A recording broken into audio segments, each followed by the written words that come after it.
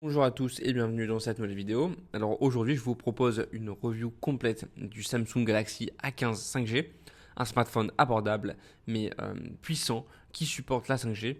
Donc vous vous demandez peut-être si ce téléphone est fait pour vous, alors que ce soit pour profiter de la 5G ou pour avoir un téléphone au design premium à un prix abordable. Eh bien je vais vous donner tous les détails dans cette vidéo parce qu'on va passer en revue les avantages, les inconvénients et à la fin je vous donnerai ma note globale sur 10 pour ce téléphone.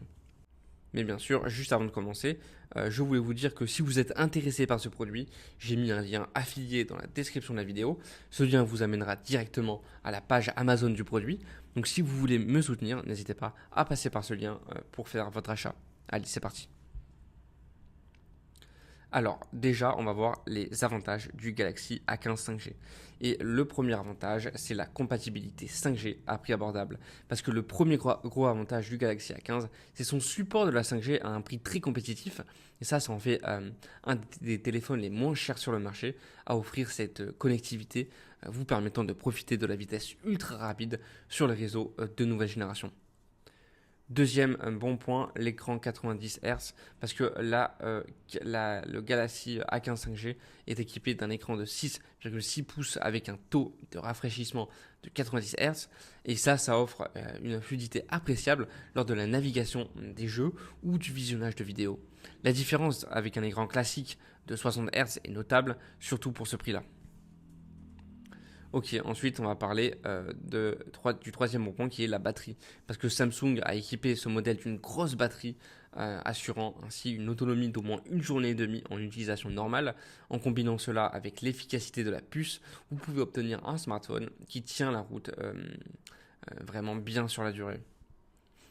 Quatrième bon point, Android 13 et interface One UI 5. Parce que le Galaxy A15 5G vient avec Android 13 et la dernière version de l'interface One UI 5 de Samsung. Donc vous avez dans un logiciel à jour avec toutes les nouvelles fonctionnalités et une expérience utilisateur propre et fluide. En plus de ça, Samsung est reconnu pour offrir des mises à jour régulières, ce qui est un vrai plus pour la longévité du téléphone. Cinquième bon point, la caméra principale de 50 MP. Parce que pour un téléphone de cette gamme de prix, l'appareil photo principal de 50 MP est plutôt impressionnant. Les photos en bonne lumière sont détaillées et nettes et il offre des fonctionnalités comme la capture vidéo en 1080p à 30 fps. Et ça, c'est plus que suffisant pour les utilisateurs occasionnels ou pour ceux qui aiment prendre quelques photos sans prétention.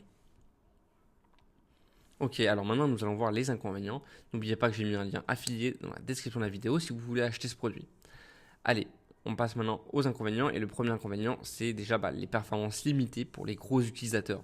Parce que le processeur Mediatek Dimensity 700 est correct pour les tâches quotidiennes.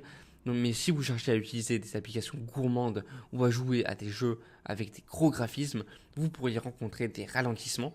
Donc c'est un des téléphones les plus adaptés pour un usage classique plutôt que pour des performances qui soient intensives. Deuxième mauvais point, pas d'écran AMOLED. Parce que contrairement à d'autres modèles de la gamme Galaxy, le A15 5G n'a pas d'écran AMOLED, mais un écran LCD. Et bien qu'il reste de bonne qualité, il manque les couleurs vives et les contrastes profonds qu'on retrouve sur des écrans AMOLED. Donc si vous êtes habitué à la qualité des écrans AMOLED de Samsung, ça pourrait vous décevoir. Troisième mauvais point, l'appareil photo en basse lumière. Parce que comme souvent sur les téléphones d'entrée de gamme, les performances de l'appareil photo en faible luminosité ne sont pas exceptionnelles. Les photos peuvent vite devenir granuleuses et manquer de détails. Donc si vous aimez faire des photos de nuit, ce téléphone ne sera pas le plus performant dans ce domaine.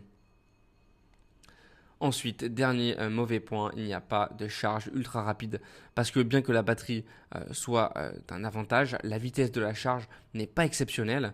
Il faudra donc compter environ 2 heures pour une charge complète, là où certains concurrents proposent une recharge qui est vraiment beaucoup plus rapide. Alors, avant que je passe à la note finale, sachez que j'ai mis un lien affilié dans la description de la vidéo. Donc si vous voulez soutenir la chaîne, n'hésitez pas à passer par ce lien pour acheter ce produit. Donc maintenant, on va passer à la note finale. Et donc, le Galaxy A15 5G est un excellent choix pour ceux qui veulent la 5G sans se ruiner. Son écran 90 Hz, sa batterie solide et son appareil photo de 50 MP en font un bon téléphone pour une utilisation quotidienne. Cependant, il est un peu limité en termes de performance brute et d'options premium comme un écran AMOLED ou une charge ultra rapide. Donc si vous cherchez un téléphone fiable, équilibré et à un prix raisonnable, c'est un modèle à considérer, mais il reste destiné aux utilisateurs qui ne demandent pas une performance à haut niveau. Et c'est pour cette raison que je lui donnerai une note de 7,8 sur 10.